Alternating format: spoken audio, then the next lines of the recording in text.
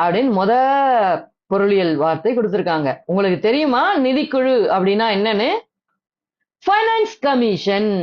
Finance commission spelling சொல்லி கேட்டுக்குங்க, காதுகளை கவனமா வச்சு கேளுங்க.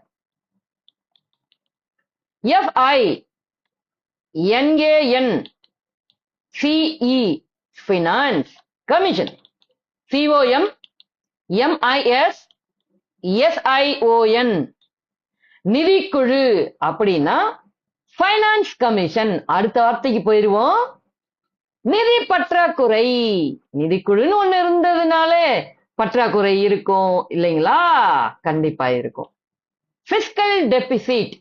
பிஸ்கல் டெபிசிட் ஸ்பெல்லிங் சொல்லிடுறேன், கவனமா கேட்டுங்க.